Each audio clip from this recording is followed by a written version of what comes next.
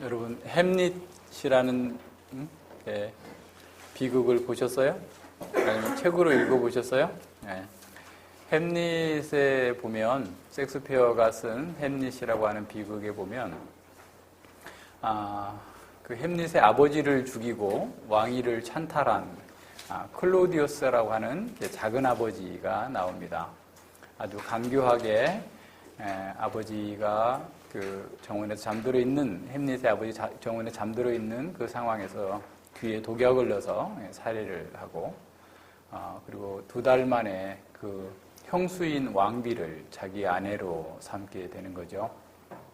아주 악한 왕이죠. 그런데 이제 언제나 그렇듯이 인간은 자신의 죄를 어떻게 보면 자꾸 합리화하는 거죠.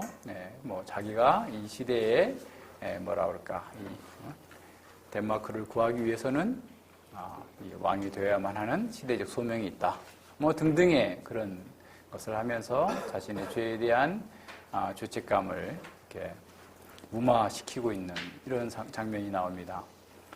그러는 중에 이제 햄릿이 햄릿 왕자가 아버지가 독살당했다라는 사실을 알게 되죠. 그래서 그걸 확인하기 위해서 정말 자기 작은 아버지가 아버지를 살인했는지를 확인하기 위해서 연극을 이렇게 꾸밉니다. 그러니까 그 당시에는 이제 왕궁의 그 즐거움 오락을 위해서 연극을 하는 사람들이 이렇게 주기적으로 방문하게 되는데 그 사람들에게 자신이 쓴 대본을 주는 거죠. 그래서 동생이 형을 살해하고 왕비를 차지하면서 나라를 가져간다라고 하는 것을 그 배우들을 통하여서 아주 극적으로 연기를 하게 만드는 거죠. 그것을 보고 클로디우스는 이제 그 양심의 가책을 받게 되죠. 그래서 심각한 고민에 빠지게 됩니다. 그래서 그가 괴로워하면서 이렇게 독백을 해요. 좀 줄였어요. 중간중간 제가 인용을 하는데요. 부패한 나의 죄악, 악취가 하늘을 찌르는구나. 인류의 최초의 저주를 받은 형제의 살인죄. 그 때문에 마음은 아무리 간절해도 기도를 드릴 수조차 없구나. 기도하고 싶은 마음은 강하나 더 강한 죄책감이 압도하는도다. 뭐라고 기도해야 용서받을 수 있을까? 비밀한 살인죄를 용서하소서 하면 될까? 그럴 순 없다. 나는 살인으로 얻은 이득을 아직도 다 가지고 있지 않는가? 나의 왕관과 나의 아심과 나의 왕비를 죄의 소득을 간직하면서 죄를 용서받을 수 있을까? 이 세상의 썩은 물결 속에서는 범죄의 손도 황금으로 도금하여 정의를 밀어낼 수 있겠지. 고민하는 거예요. 그러면서 회개하자. 회개로 안 될 일이 뭐가 있겠는가? 그러나 회개할 수 없는 경우에는 어떻게 하지? 비참한 신세로다. 죽음 같은 어두운 내 가슴, 덫에 걸린 새 같은 내 영혼, 벗어나려고 몸부림칠수록 꼼짝할 수 없구나. 도와주소서 천사여. 어디 한번 해보자. 자 구부러져라. 억센 무릎아 구부러져라. 강철 같은 마음아 갓난아이의 힘줄처럼 부드러져다오. 모든 일이 잘 되었으면. 이렇게 독백을 하면서 클로디우스는 계속해서 그 죄에 대한 양심의 가책을 견디고 그러면서 종교적인 노력을 포기하지 않고 무릎을 꿇고 기도를 합니다. 하지만 그 기도를 마친 그의 독백은 그의 기도가 얼마나 허무한 것인지를 잘 보여주고 있어요. 그는 기도를 마치고 나서 이렇게 말합니다. 말은 하늘로 날았지만 마음은 그대로 지상에 남아있구나.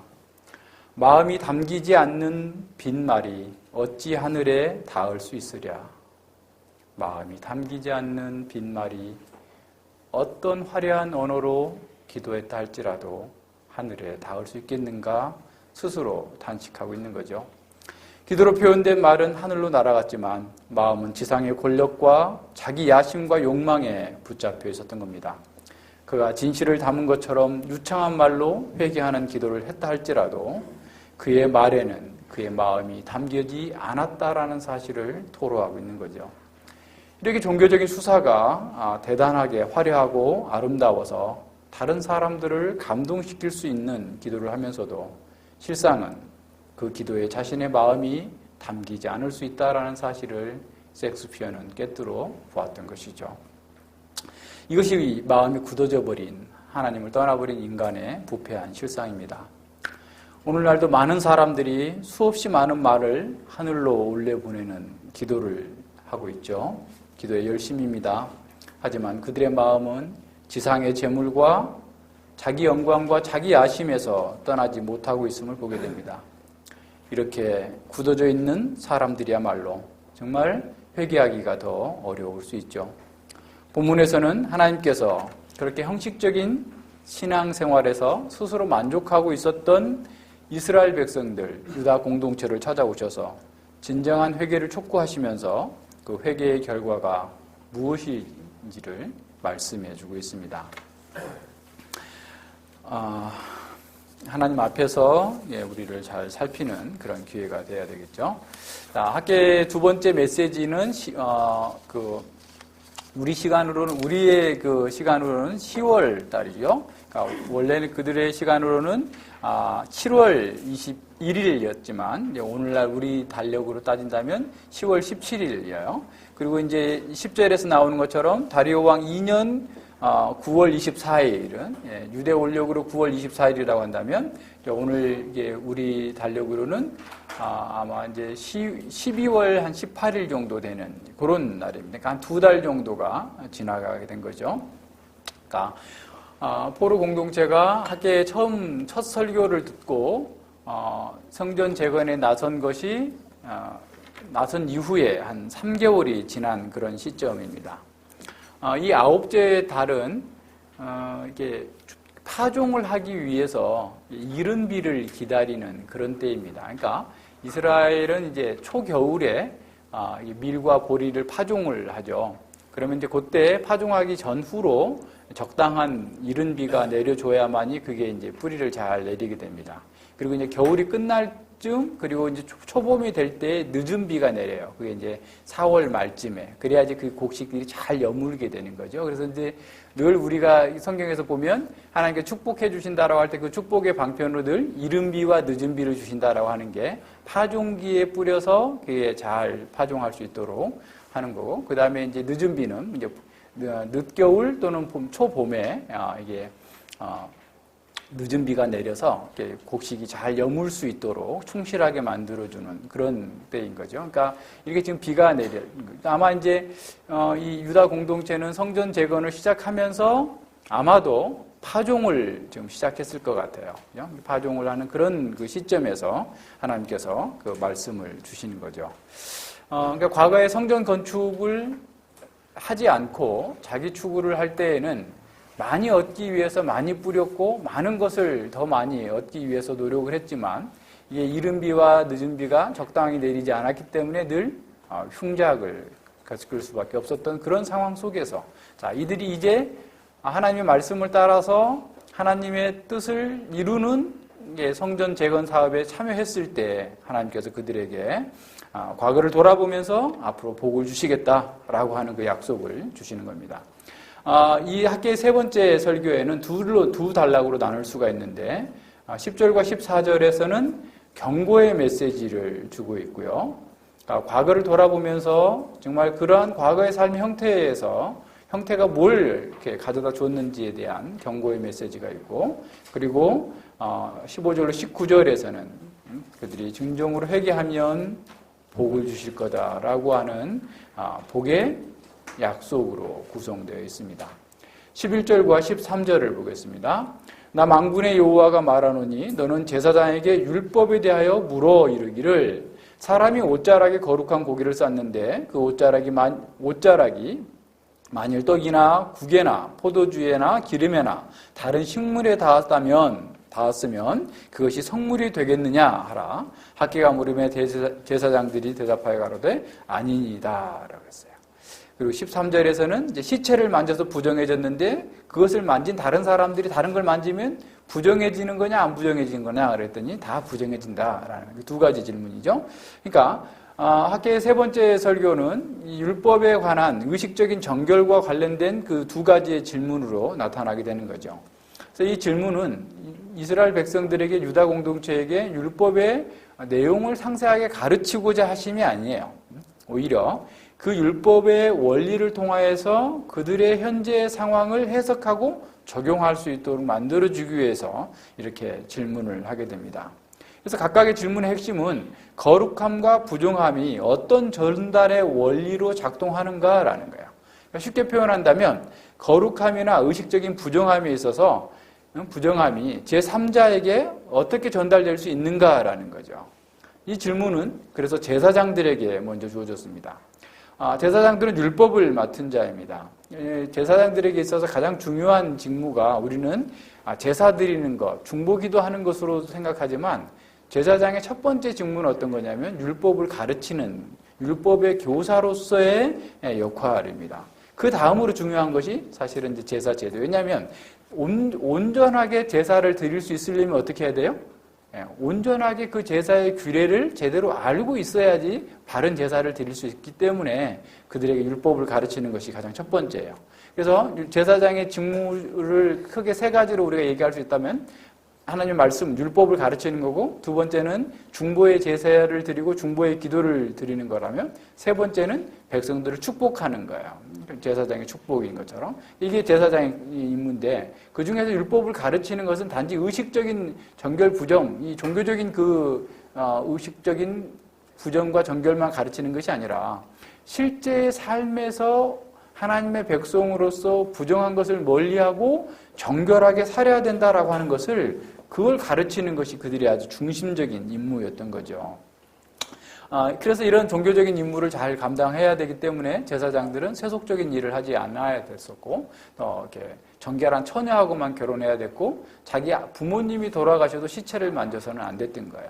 시체가 뭐 부정해서 또는 더러워서가 아니라 생명의 하나님을 섬기는 그 제사장으로서 이 생명과 가장 멀리 떨어져 있는 죽음을 만지지 않아야 된다라고 하는 그런 그 의도가 담겨져 있는 것이죠. 그래서 이 제사장들은 이 율법의 그 원리를 가르치는 일을 위하여서 거룩하게 구별되어 있고 그 일을 위하여서 모든 일로부터 분리되어서 하나님만을 섬기는 그런 일을 했다라는 거예요.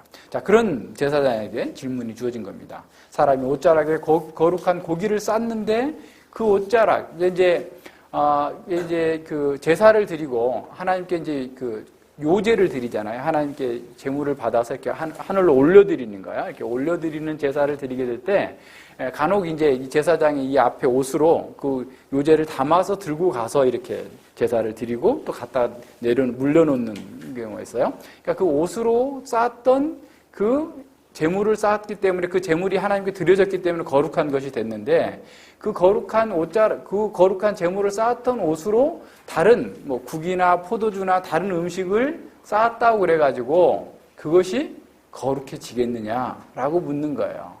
답은 명확하죠. 아니다라는 거예요. 이미 그것은 뭐 구약성경에서 너무나 많이 가르치고 있기 때문에 아니다라는 겁니다. 13절의 질문은 어떤가요? 시체를 만져서 부정해진 것을 만났어요. 내가 시체를 만졌어요?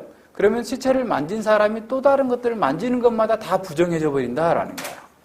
그래서 이걸 지금 가르치고 있는 겁니다. 그러니까 거룩한 것은 전염이 되지 않지만 부정한 것은 전염이 되고 다 더러워진다라는 것을 보여주고 있는 거예요. 자, 학계가 이렇게 의식적인 그 정결에 관해서 질문함으로써 유다 공동체에게 지금 전달하고자 하는 것은 뭐냐면 단지 거룩함은 전달되지 않고 부정함은 전달된다. 이것을 확인하는 것이 아니라 14절의 말씀을 하고자 하신 거예요. 논리적인 결론이 14절입니다. 자, 14절을 봅시다. 이에 학계가 대답하여 가로되 여호와의 말씀에 내 앞에서 이 백성이 그러하고 이 나라가 그러하고 그 손의 모든 일도 그러하고 그들이 거기서 드리는 것도 부정하느니라 했어요. 자, 질문 핵심은 뭡니까? 부정한 사람이나 의식적인 부정에 관한 것이 아니에요. 그러니까 그들은 열심히 제사를 드리고 있었고 또 제사장과 함께 그 제물을 뭐 아주 거룩하게 잘 드렸어요. 근데 여기서 지금 하나님께서 말씀하시고자 하는 건 뭐냐면 그들이 하고 있는 예배 자체, 희생 제사 그 자체가 그들을 자동적으로 거룩하게 만들어주지 못한다라는 거예요. 자, 이 말은 어떤 거냐면 유다 백성들이 자신들은 거룩한 하나님을 섬기고 있고 거룩한 제사 의식과 그 모든 예배를 바르게 행하고 있기 때문에 자신들은 거룩하다라고 착각하고 있었다라는 거예요. 그걸 좀 깨트리시는 겁니다. 그들은 자신들의 예배와 희생 제물이 임직된 제사장들과 성전에서 접촉되고 성전에서 드려졌기 때문에 정결케 됐고, 그래서 하나님께서 자기 자신들도 다 받아주셨을 것이다 라고 가정을 하고 있는 거예요. 그러나 학계 선지자는 그들의 잘못된 가정, 잘못된 착각을 지금 깨트리고 있는 겁니다. 그들이 사람들이 보는 앞에서 행하는 그런 종교적 의식은 경건하게 보였다 할지라도 그들의 마음은 여전히 세상의 재물과 자기 추구에 있었음을 폭로하고 있는 겁니다. 그래서 하나님 앞에서, 내 앞에서 이 백성이 그러하고 이 나라가 그러하고 그 손의 모든 일도 그러하고 그들이 거기서 드린 것마저도 부정하다라고 선언하고 있습니다. 그들에게 경건의 모양은 있었어요. 그러나 경건의 능력이 없는 상태에 있으면서도 그것을 깨닫지 못하고 있었던 것이죠. 햄릿에 나오는 그런 악당 클로디어스는 자신의 위선적인 기도를 하면서 괴로워하면서 자기의 말이 하나님께로 도달하지 못했을 거다라는 사실을 자각하면서 그렇게 고백했었다고 한다면, 이스라엘 백성들은 율법을 가지고 있으면서도 자신들이 그것마저도 깨닫지 못하고 있음을 지적하고 있는 겁니다. 그래서 하나님께서 내 백성이 아니고 이 백성, 내 나라가 아니고 이 나라가, 자기와 하나님께서는 이들을 객관화시킵니다. 경건의 모양만 있었지 마음이 없는 상태에서 드리는 예배와 기도에 대해서 하나님께서 경고하시면서 탄식하시는 그런 하나님의 마음을 엿보게 해주는 거죠. 이스라엘 백성들은 자신들은 편벽한 집에서 거하면서 나름 형식적으로 열심히 빠지지 않고 신앙생활을 해왔던 거예요. 제사의식은 거룩한 규례에 따라서 행했습니다. 하지만 그들에게 주어진 막중한 시대적 사명이었던 성전을 재건해야 된다라고 하는 일은 온갖 변명을 대면서 미루고 우선순위를 뒤로 하고 자기 추구에 열심히 했던 거예요. 그들은 예배와 제사를 드리고 있었기 때문에 아무 문제가 없다라고, 그리고 자신은 거룩하다라고 생각을 했을 거예요. 그러나 하나님께서는 그들을 향하여서 이렇게 말씀하시는 거예요. 이 백성이 부정하고 이 나라가 부정하고 그들이 행하는 모든 것이 다 부정하다라는 겁니다. 하나님께서 이렇게 말씀하시는 근거는 다른 게 아니에요. 그들이 열심히 예배에 참석했어요. 제사에 참석했어요. 그런데 그들이 해야 될 일들은 안 하고 하나님의 뜻에 명시적으로 드러난 것들은 하지 않으면서 오히려 그 예배를 통해서 자기 영광을 추구하고 자기를 추구하는 것 때문에 너희들이 하고 있는 그 예배마저도 부정하다라고 말씀하시는 거예요. 이거 심각한 거죠? 그죠? 예, 우리도 한번 생각해 봐요. 오늘날도 많은 사람들이 이런 상태에 있습니다. 교회 예배 의식에 열심히 참여하고 있어요. 성경도 읽지요. 기도도 하고요. 경건서적도 읽지요. 많이 해요. 언뜻 보면 자타가 공인할 정도로 좋은 신앙인처럼 보입니다. 하지만 그들의 마음에는 여전히 땅에 머물고 있어요. 자기 추구적인 야망에 매몰되어 있는 사람들이 얼마나 많이 있습니까? 삶에서 하나님의 말씀을 따라서 하나님의 뜻을 따라서 순종하면서 하나님 나라와 하나님의 의를 구하지 않고 있는 것이죠. 자기 추구에 매몰된 사람들은 이 시대적 사명인 성전을 재건하고 확장하라라고 하는 하나님의 명령은 그저 소기의 격리기와 같이 딴 나라 얘기와 같이 들렸던 것이죠. 그들에게 중요한 것은 의식적인 예배를 통해서 자신과 자기 가족들이 더 많은 복을 얻고 더 많이 행복을 얻는 것에 집중되었을 뿐입니다. 어떤 사람들은 가인과 같은 예배를 하면서도 스스로 만족하고 있음을 보게 됩니다. 가인의 예배의 문제가 무엇이었습니까? 그 또한 하나님께서 기뻐하시는 예배를 드리고자 했을 거예요. 그러나 그는 하나님의 말씀을 무시했어요. 하나님의 뜻을 무시했고 자기 좋은 대로 자기 방식대로 예배한 것입니다. 하나님께서 중요하게 생각하시는 것, 가장 중요한 것을 제쳐버리고 자기가 원하는 대로 하나님 받아주십시오 라고 한 겁니다. 가인의 문제는 하나님의 뜻과 하나님의 의지를 몰랐고 알았다 할지라도 그것을 무시했다라는 겁니다. 어떻게 하나님의 뜻과 하나님의 거룩하신 공의를 알지 못하고서 예배드릴 수 있을까라고 우리는 생각할 수 있어요. 그러나 가인이 그랬던 것처럼 오늘날도 하나님께서 원하시는 것은 관심이 없으면서 자신이 원하는 것을 얻기 위해서 예배에 열심히 있는 사람들이 얼마나 많습니까? 그들은 자신이 죄인이라는 사실을 인정하지도 않고 예배 자리에 나옵니다. 오늘날 많은 사람들이 가인과 같이 예배를 받으시는 하나님의 뜻과 하나님의 그 거룩하신 의지를 무시하면서 오직 자기중심적으로 하나님을 예배하고 있는 것이죠. 그들은 하나님과 바른 관계를 맺지 않으면서도 하나님을 예배할 수 있다, 예배하고 있기 때문에 복받을 거다라고 착각하고 있는 겁니다. 우리의 존재의 목적은 하나님과 바른 관계를 맺고 그 관계 안에서 하나님을 예배하는 것입니다. 그러나 그 예배는 단지 의식적인 예배에 참여하는 것, 주일 예배에 참여하는 것으로 그치는 것이 아니에요. 진정한 예배는 우리의 존재 전체가 하나님의 부르심에 응답해서 하나님께서 이 시대의 교회에게 맡기신 그 사명을 수행하는 것으로 바른 예배가 완성되어지는 거예요. 자, 예배에 참석하는 것으로 그치고 있으면 우리는 지금 동일하게 학계 선지자로부터 유다 공동체가 책망받았던 너희가 하는 일이 다 부정하다라는 얘기를 들어요. 학계 시대의 유다 공동체는 예배 빠진 거 아니에요? 안식일날 다 모였어요? 더 많은 제물을 드리고 더 많은 헌신을 하고 싶었지만 늘 가뭄과 흉작 때문에 고민이다라고 생각했던 사람들이에요. 그들은 또 대의 명분도 다 알고 있었어요. 자, 우리가 성전을 건축해야 돼.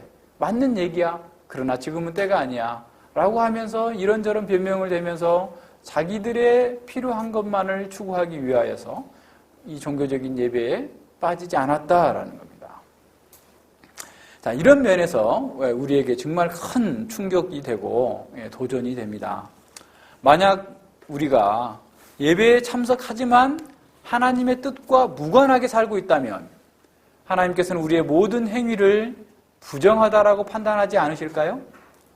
만약 우리가 하나님보다 우리가 죄로 얻은 소득을 더 사랑한다면, 그래서 그걸 포기하지 않는다면 하나님께서 너희의 예배마저도 부정하다라고 말씀하시지 않을까요?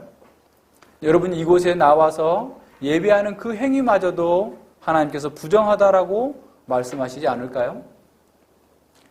그런 행위는 하나님 앞에서 가증한 거다라고 말씀하고 있는 겁니다.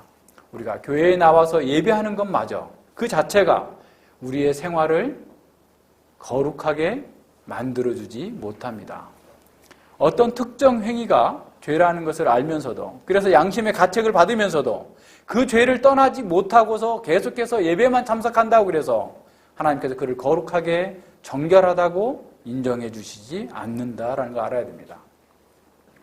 이런 부정함은 거룩한 예배 행위마저도 부정하게 하고 또 비열하게 만들 수 있습니다. 만약 우리가 죄 가운데 거하면서도 아무렇지도 않게 예배에만 참석하면 하나님께서 더 많은 복을 주실 거다라고 착각하고 있다면 우리는 하나님 앞에서 더 많은 죄책을 쌓고 있는 것이 되는 거죠. 그럼 어떻게 해야 될까요? 교회에 나오지 말아야 될까요? 교회에 나오지 않으면 더 심각한 상황에, 더 큰 위험에 처하게 되겠죠? 회개하라라는 겁니다. 하나님께 죄의 용서를 구하고 죄에서 돌아서야 됩니다. 우리의 예배는 삶 속에서 하나님의 뜻을 이루는 것으로 나타나야 돼요. 지금 이스라엘 백성들이 예배 드리지 않았다, 제사 드리지 않았다라고 말씀하시지 않은 거예요. 명시적으로 드러난 하나님의 뜻을 이루지 않고 자기 추구에 빠져 있을 때 그들이 죄 가운데 있었고 부정함 가운데 있다라고 지금 선언하고 있는 겁니다. 학계 선지자는 처음부터 유다의 지도자들과 백성들에게 현재 황폐한 상황에 대한 바른 해석을 하라고 권했죠. 스스로 자기 소유를 살필지니라 라고 말씀하셨습니다. 그리고 그들이 돌이켜서 성전 재건에 나섰을 때 그들의 상황이 변화되지 않아서 두려워하고 고통스러워하고 있을 때 그들을 향하여서 두려워하지 말라. 내가 너희와 함께 할 거다. 내 언약이 너희와 함께 할 거다라고 말씀해 주시고 있어요. 그래서 언약을 보면서 과거와 현재와 미래를 텔레스코핑의 방식으로 통찰하면서 지금 현재의 상황에서 우리가 어떻게 행해야 될 바를 분명하게 인식하라라고 가르쳐 준 거예요. 그런데 다시 학계 선지자는 성전 재건의 역사를 시작하기 이전에 16년 동안의 역사적 상황들을 다시 한번 생각해 보라라고 말씀하고 있습니다. 15절 봅시다. 이제 청컨대 너희는 오늘부터 이 전 곧 여호와의 전에 돌이 돌 위에 첨 놓이지 않았던 때를 추억하라. 다시 기억하라라는 겁니다. 다시 생각해 보라라는 거예요. 다시 눈을 똑바로 뜨고 과거의 역사를 돌아보고 너희가 하나님께서 맡기신 그 사명을 등한히 하고 세상의 풍요와 자신의 안락과 안심 인명에 빠져 있을 때 정말 너희들이 만족했었느냐? 배불렀었느냐? 여호와의 성전이 황폐한 가운데 너희들의 완벽한 집에 좋은 집에 거할 때 너희가 행복했었느냐? 너희가 형식적인 예배에 참석하는 것으로 너희 양심의 면죄부를 발급하면서 자기만을 위해 살 때 어떠했는지 한번 생각해 보라라는 겁니다. 하나님께서는 오늘부터 과거를 돌아보라라고 말씀하시는 거예요. 바로 지금부터 우리를 돌아보라라는 겁니다. 16절과 17절 보시죠. 그때 20석 곡식더미에 이른즉 10석분이었고 포도주틀 50그릇을 길르러 이른즉 20그릇뿐이었다. 다시 말하면 20석의 곡식이 나와야 될 그 땅에서 10석밖에 안 나왔고 50부대의 자루의 포도주가 나와야 될 곳에 20자루밖에 나오지 않았다. 왜 그랬느냐라는 거예요. 왜 그랬느냐? 왜 그랬느냐? 생각해 보라라는 거예요. 하나님께서 지금 17절에 나 만군의 여호와가 말하노라. 내가 너희 손으로 지은 그 모든 일에 폭풍과 곰팡과 우박으로 쳤으나 너희가 내게로 돌이키지 아니하였느니라. 하나님께서 그렇게 하셨다라는 거예요. 하나님께서 너희 손으로 하는 것, 너희가 부정하기 때문에 하나님의 일을 젖혀놓고 자기 추구만 하고 있는 그 부정한 상태에 있기 때문에 깨닫고 회개하고 돌이키도록 하기 위해서 내가 그렇게 했다. 하나님께서 말씀하시는 거예요. 폭풍, 뜨거운 바람이 와서 곡식들이 익기도 전에 다 말려버리고 곰팡이, 이 깐부기병에 습기가 많아가지고 곡식이 여물기도 전에 그냥 다 시커먼 병이 들어버리는 이런 상태로 하나님께서 만들었다라는 거예요. 자, 그랬으면 너희가 나에게 돌아왔어야 되는데 왜? 언약이 있었잖아요. 언약이. 그들에게 언약을 통해서 너희가 이런 일을 당하거든 너희가 나를 거부한 것이기 때문에 회개하고 돌이키면 내가 너희를 고치리라, 그 땅을 고치리라 라고 하셨던 그 언약이 있었기 때문에 돌아왔어야 되는데 돌아오지 않았다라는 거예요. 자신에게 주어진 사명을 버리고 자기 추구에 집착하는 그들에게 하나님께서 언약적 저주를 내리셨다라고 선언합니다. 하지만 영적으로 무감격해져 버린 유다 백성들은 그것을 깨닫지 못한 것이에요. 아마도 그들이 이렇게 생각을 했을 수 있을 겁니다. 합리적으로 생각했을 거예요. 이것은 그저 자연재해일 뿐이야. 이것은 우리가 운이 없어서 그런 거야. 자, 영농법을 한번 바꿔보자. 작년에는 이렇게 했으니까 올해는 이렇게 해보고 이게 안 되면 내년에 또 이렇게 더 해보지 등등의 방식에서 자꾸 자기 방식대로 그 문제를 해결하려고 한 거예요. 그들의 사상에서 그들의 삶 속에서 하나님을 찾을 수 있는 상황이 없었던 거예요.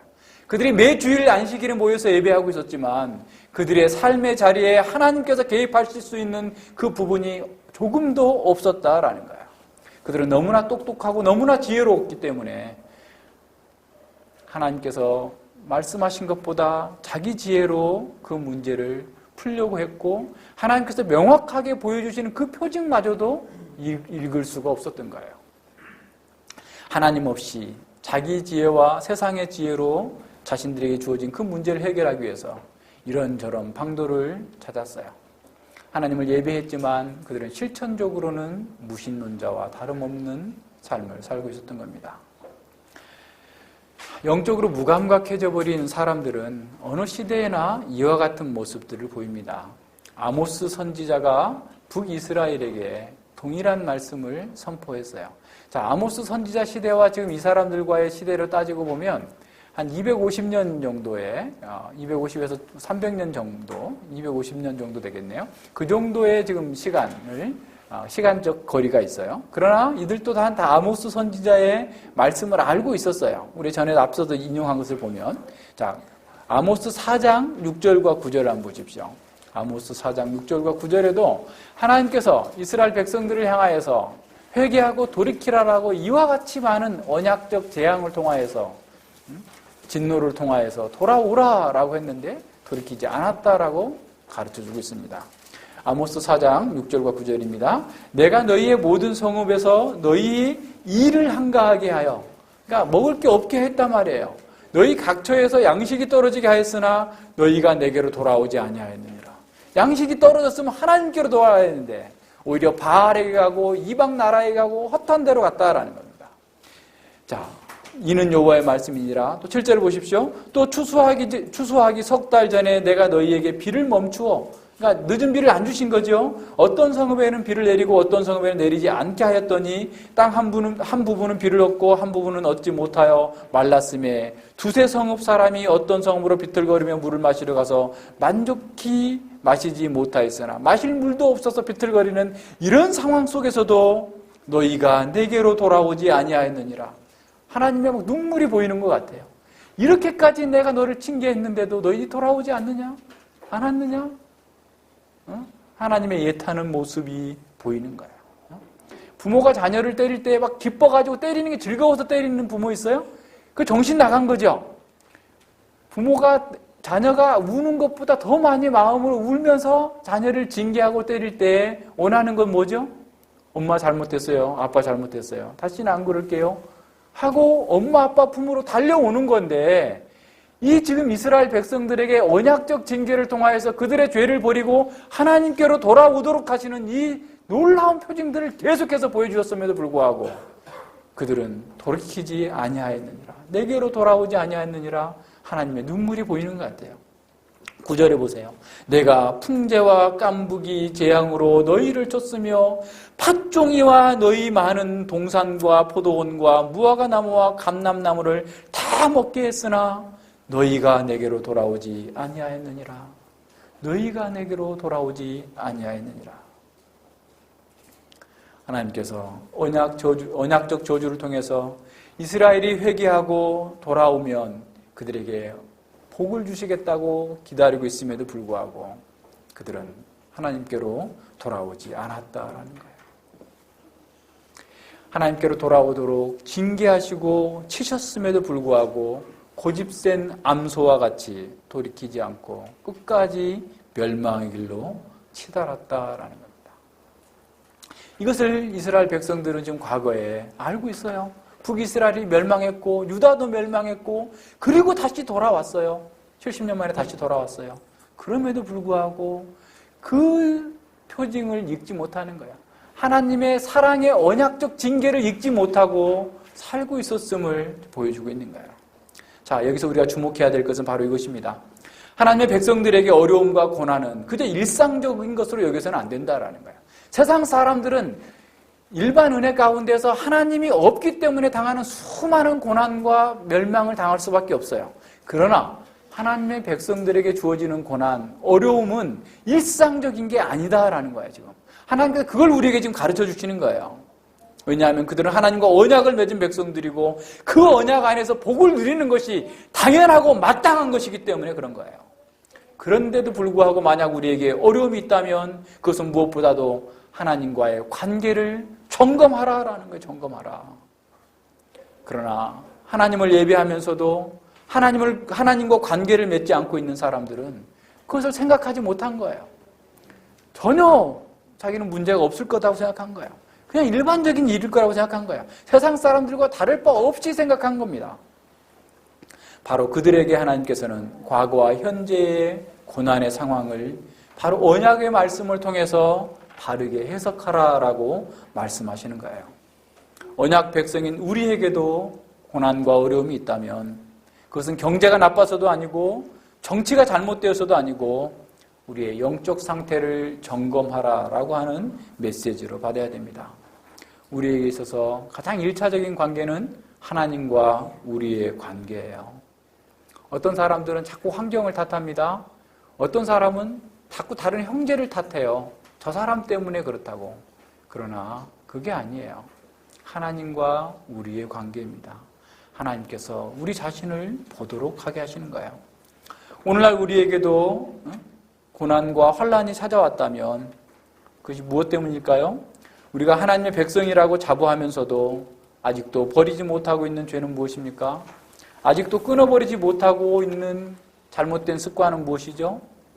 이러한 고난을 통해서 하나님께서 우리를 회개로 부르고 계신다는 사실을 알아야 됩니다. 그 하나님의 목소리를 들어야 돼요. 고난을 통해서 부르시는 하나님의 음성을 들어야만 합니다. 오늘 바로 이 시점에서 그 말씀을 듣고 회개하고 돌아서야 됩니다. 이 예배와 이 설교를 통해서 하나님께서 여러분에게, 저와 여러분에게 회개하고 돌아서라고 말씀하고 있습니다. 사랑하는 여러분, 돌아서야 됩니다. 형식적인 신앙에서 모든 부정한 죄에서 돌아서야 됩니다. 죄에서 돌아서서 그리스도의 보혈과 성령 안에서 거룩하고 정결한 삶을 살아야 됩니다.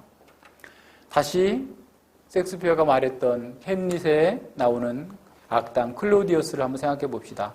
그는 회개하고 싶어도 스스로 회개할 수조차 없었습니다. 그는 비통함 가운데에서 이렇게 부르짖었어요. 회개해보자. 회개해서 회개로 안 될 것이 있겠는가? 아, 내 가슴. 오, 덫에 걸린 새 같은 내 영혼. 벗어나려고 몸부림칠수록 더 꼼짝할 수 없구나. 도와주소서 천사여. 도와주소서 천사여. 부르짖고 있어요. 어디 한번 해보자. 자, 구부러져라. 이 억센 무릎아 부드러워져라. 강철 같은 마음아 갓난아이의 심줄처럼 부드러워져라. 클로디우스는 통곡하면서 부르짖었지만 자신을 진정으로 도울 수 있는 성령님을 찾지 않았어요. 그는 천사를 찾은 거예요. 잘못된 곳에 구하고 있었던 것이죠. 자기 의지로 강팍한 마음이 부드러워지고 자기 의지로 굳어진 무릎이 꿇어질 것으로 생각한 겁니다. 거듭나지 못한 사람들의 오류가 바로 여기 있어요. 영적인 차원의 일을 육신적인 의지와 힘으로 하려고 하는 거죠. 그들은 회개도 기도와 말씀을 실천하는 일도 자기의 능력으로 할 수 있다라고 생각합니다. 하지만 천하를 쥐고 있는 이 왕도 스스로 그것을 할 수 없었어요. 자신의 마음을 변화시킬 수 있는 힘도 없었고 하나님의 뜻을 행할 수 있는 능력마저도 그에게는 전혀 없었기 때문에 그렇습니다. 이제라도 우리는 성령 하나님의 도우심을 구해야 됩니다. 마음을 찢고 통회하면서 은혜 주시기를 부르짖어야 됩니다. 하나님께 숨기려고 하지 마세요. 하나님은 다 알고 계십니다. 이 말씀에 비추어서 하나님 앞에 우리 자신을 살펴봅시다. 그리고 지금 하나님의 은혜를 구하면서 하나님께 나아가면 됩니다. 예레미야 29장 11절고 13절에서 선지자는 이렇게 말씀합니다. 나 여호와가 말하노라. 너희를 향한 나의 생각은 내가 하나니 재앙이 아니라 곧 평안이요 장래의 소망을 주려는 생각이라. 너희는 내게 부르짖으며 와서 내게 기도하면 내가 너희를 들을 것이요 너희가 전심으로 나를 찾고 찾으면 만나리라. 하나님의 말씀을 따라 회개하고 나아가기 위해서 전심으로 찾고 찾으면 하나님께서 응답하시겠다라고 약속하셨어요. 문제는 우리가 하나님께 부르짖지 않고 스스로 회개하려고 한다라는 겁니다. 하나님의 약속을 붙들고 하나님께 은혜 주시옵소서, 긍휼을 베풀어 주시옵소서라고 해야 돼요. 진정으로 회개하고 하나님께 돌아오는 사람은 복을 얻습니다. 18절과 19절을 보십시다. 너희는 오늘부터 이전을 추억하여 보라. 9월 24일 곧 여호와의 전지대를 쌓던 날부터 추억하여 보라. 곡식 종자가 오히려 창고에 있느냐? 포도나무, 무화과나무, 석류나무, 감람나무 열매가 맺지 못하였느니라. 그러나 오늘부터는 내가 너희에게 복을 주리라. 그러나 오늘부터는 내가 너희에게 복을 주리라. 그들이 16년 동안이나 형식적인 신앙생활을 하면서 성전 재건 사업에 불순종한 채 살고 있었어요. 그러나 그들이 이제 성전 재건 사업에 참여했죠. 그들은 자기의 소유를 살피고 회개하고 돌이켰습니다. 상황은 아무것도 변화되지 않았었지만 그들은 두려워하지 않고 담대하게 나아갔어요. 하나님의 위로와 하나님의 격려의 말씀을 듣고 지속적으로 그 사역을 계속하고 있었어요. 너희는 스스로 굳게 할지어다라는 그 말씀을 따라서 계속 2달 동안 열심히 사역했습니다. 자, 그들은 이제 성전 재건을 위해서 기초를 놓는 사역에 전심전력하고 있어요. 그리고 내년 농사를 위해서 파종하는 바로 그 시기가 됐습니다. 이런 상황 속에서 이제 너희들이 순종하고 실천하고 있는 그때로부터 오늘로부터 너희의 모든 것은 상황은 바뀔 것이다라고 말씀해 주시고 있는 겁니다. 그들이 불순종에서 순종으로 나아가기로 결단하고 실천하기 시작했을 때 하나님께서 그들에게 복을 주시겠다라고 약속하십니다. 이제부터는 농사에서 풍요한 결실을 얻게 될 것이다. 그들이 자신만을 위해서, 자신의 풍요를 위해서 살았을 때는 궁핍했고 정말 어려웠지만 하나님의 말씀을 따라서 하나님 나라의 사명을 이루기 위해서 일어섰을 때 그들에게 물질적인 풍요도 함께 주시겠다라고 약속해 주시고 있는 거예요. 이는 신약시대의 하나님의 백성들에게도 동일하게 해당됩니다. 언약의 축복과 저주의 양식은 좀 다를 수 있어요. 우리에게는 더 이상 풍년이나 흉년, 돈을 많이 버는 거나 못 버는 것, 그것이 언약의 축복이나 언약의 저주로서 기준은 되지 않습니다. 신약시대에는 훨씬 더 심오하게 축복과 저주가 주어지는 거죠. 만약 우리가 교회 예배에 참석하면서도 삶에서 하나님의 말씀을 순종하지 않고 있다고 한다면 평강과 안식을 누리지 못하게 될 거예요. 비록 세상의 보화를 많이 소유했다 할지라도 그로 인해서 행복해지지 못하는 겁니다. 아무것도 그 속에서 만족을 누리지 못하고 오히려 그것 때문에 종살이하게 되는 것을 보게 돼요. 제가 어떤 주변에서 늘 자주 보는 사람들 중에 성공한 의사들이 있어요. 근데 그분들이 내가 묻지도 않았는데 대략 1년에 소득세를 1억 5천만 원씩 내고 2억씩도 내고 그럼에도 또 딴 주머니 이렇게 찾기도 하고 그러죠. 그래서 늘 세무조사 나올까봐 이렇게 하고 그러는 사람들이 있는데 얼굴에 평안이 없어요. 서울역 시청 앞에 노숙자들하고 표정이 똑같아요. 무슨 말인지 아시겠어요? 그런데 그분이 교회를 다녀요. 왜 그럴까요? 자기만을 위해 살기 때문에 그래요. 과잉진료 하는 거예요. 잠깐 이렇게 하면 되는데 뽑아. 다 뽑아. 돈을 위해서 살면 돈이 자기가 1년에 5억, 6억 이렇게 벌어도 그 마음에 평강이 없어요. 그것으로 자기가 행복해지지도 않고 다른 사람도 좋아지지 않습니다. 하나님의 말씀은 너무나 분명해요. 우리에게 지금 오늘부터 복을 주시는데 어떨 때? 하나님의 말씀을 따라서 하나님께서 우리에게 주신 그 시대적 사명을 감당할 때 우리가 복을 누리게 돼 있어요. 자, 자신의 죄를 자복하고 하나님께 돌아선 그 사람만이 이 복을 누리게 됩니다. 다윗은 이렇게 말했죠. 허물의 사함을 얻고 그 죄의 가르심을 받는 자는 복이 있도다.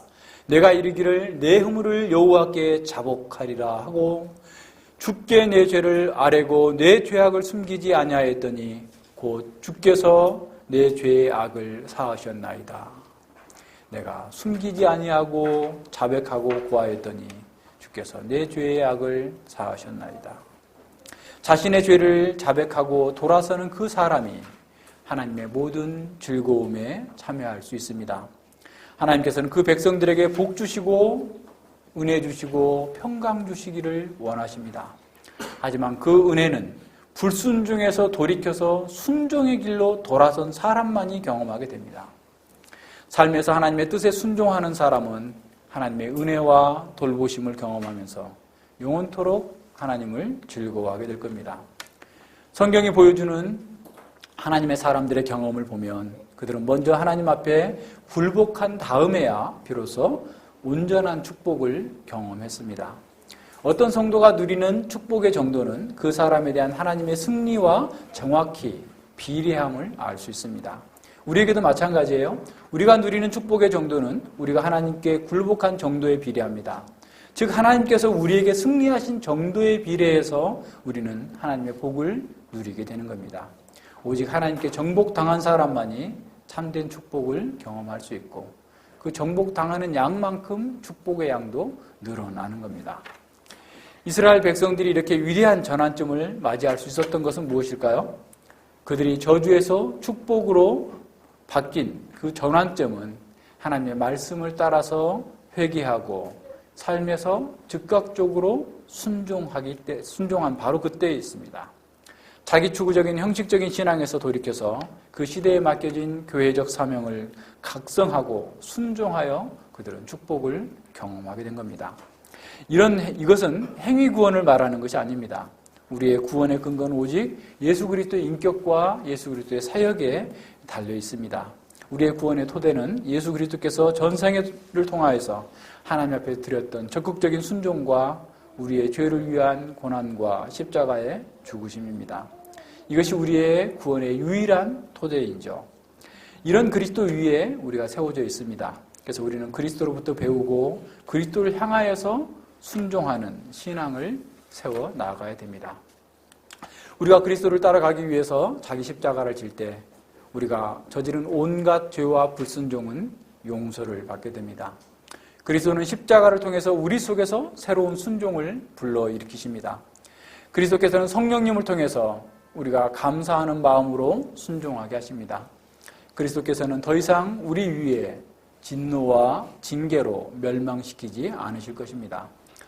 우리는 그분을 우리의 피난처로 삼고 그분 안에서 안식을 누리게 됩니다. 그러나 우리가 언약과 우리에게 주어진 사명을 무시한다면 섭리적인 징계로 우리를 징계하실 거예요. 우리가 만약 그리스도께서 거부하셨던 것을 애지중지한다면 우리는 징계를 받게 될 것입니다. 우리가 만약 하나님께서 높이 평가하는 것들을 무시한다면 우리는 고통을 당하게 될 것입니다. 우리가 그리스도보다 세상을 더 사랑한다면 우리는 햄릿의 사악한 왕 클로디어스처럼 끝내 멸망하고 말 것입니다. 하나님께서는 우리에게 축복을 주시기를 원하고 그 축복을 우리가 누리기를 원하십니다. 오늘부터 내가 너희에게 복을 주리라. 오늘부터 내가 너희에게 복을 주리라. 이 복은 바울처럼 사는 사람들에게 더 충만히 경험됩니다. 그러나 내게는 우리 주 예수 그리스도의 십자가 외에 결코 자랑할 것이 없으니 그리스도로 말미암아 세상이 나를 대하여 십자가에 못 박히고 내가 또한 세상에 대하여 그러하니라. 갈라디아서 6장 14절이죠. 자기와 세상을 십자가에 못 박아야만 하나님의 충만한 복을 누릴 수 있습니다. 여기에 기독교의 역설이 있어요. 자기와 세상을 십자가에 못 박아야만 하나님의 충만한 복을 누릴 수 있습니다. 세상은 그래서 이것을 이해할 수 없어요. 하지만 부르심을 입은 우리들에게는 바로 이것이 하나님의 능력이요 하나님의 지혜라는 사실을 알게 되는 거죠. 우리가 진정으로 거듭났고 진정으로 그리스도를 사랑한다면 우리는 온 우주 가운데에서 새로운 피조물이 되었습니다. 우리는 엄청난 특권과 종기를 얻었고 하나님 나라를 상속받는 부유한 사람들이 됐어요. 요즘에 흙수저, 은수저, 무슨 금수저 이 논란이 많죠. 그래서 얼마 전에는 서울대생이 기숙사에서 자신이 그 흙수저로 태어나서 서울대에 왔지만 정말 그 벽을 느낄 수밖에 없다. 좌절하고 절망해서 자살했다라는 뉴스가 있었습니다. 이 시대의 부조리와 사악함이 젊은이들을 절망 속으로 몰아넣고 있습니다. 그러나 우리는 하나님의 사람으로 거듭났을 때 만국을 통치하시는 만군의 하나님, 그 하나님의 황금호를 받고 태어났어요. 우리 하나님과 함께 다스리는 왕권을 받고 우리는 새롭게 태어난 사람입니다. 우리는 만국을 다스리는 권세를 받고 새롭게 태어났다라는 사실을 분명하게 인식해야 돼요. 자, 이러한 축복을 인식해야만 우리 내면 속에 깊이 자리하고 있는 세상에 대한 두려움, 삶에 대한 두려움, 절망을 치유할 수 있게 되는 겁니다. 이 축복을 소유한 사람은 진정한 내면적인 해방을 누리는 거예요. 그 무엇으로도 그를 속박할 수 없고 그를 제한할 수 없는 진정한 자유인이 되는 겁니다. 이 복은 어떤 특정한 사람만 누리는 것이 아니라 정상적인 그리스도인이라면 다 누려야 되는 거예요. 하지만 우리는 더 행복해져야 되고 더 자유로워져야 되고 더 정말 힘있는, 더 축복을 더 많이 누릴 수 있는 사람이 돼야 돼요. 시편 51편 12절과 13절을 보면 주의 구원의 즐거움을 내게 회복시키시고 시켜주시고 자원하는 심령을 주사 나를 붙드소서. 그리하면 내가 범죄자에게 주의 도를 가르치리니 죄인들이 주께 돌아오리이다. 주님의 나라와 주님의 뜻을 구현하고자 전심전력할 때 우리는 더 큰 자유와 더 큰 안식을 누릴 수 있게 됩니다. 우리가 자원하는 심령으로 교회적 사명에 헌신했을 때 더 큰 행복을 누릴 수 있을 뿐만 아니라 이 부조리한 세상에서 절망하고 고통당하고 두려워하고 있는 많은 사람들을 주께로 인도할 수 있게 되는 것이죠. 여러분, 이 복이 우리의 것입니다. 우리가 시대를 분별하고 이 시대 속에 하나님께서 우리에게 주신 그 사명을 감당할 때, 하나님 나라와 그 의를 추구할 때 우리는 더 많은 복을 누려야만 되고 누릴 수 있는 사람들이라는 사실을 기억하시길 바랍니다. 기도합니다. 하나님 아버지, 감사를 드립니다. 주께서 저희들에게 은혜 베풀어 주셔서 우리의 과거의 삶을 돌아보게 하시고 우리의 현재를 다시 점검하게 하시고 우리에게 주어질 장차의 미래의 영광을 바라보게 하시며 현재 우리가 하나님의 자녀로서 누려야 될 특권과 영광이 얼마나 크고 놀라운지를 알게 해주시니 진실로 감사를 드립니다. 우리가 여러 가지 삶의 어려움 때문에 허접한 것들, 비굴하게 세상에 굴복하고 세상과 타협하고 죄 가운데에서 부정한 자리에 있지 않는지 돌아볼 수 있도록 은혜 주심을 진실로 감사를 드립니다.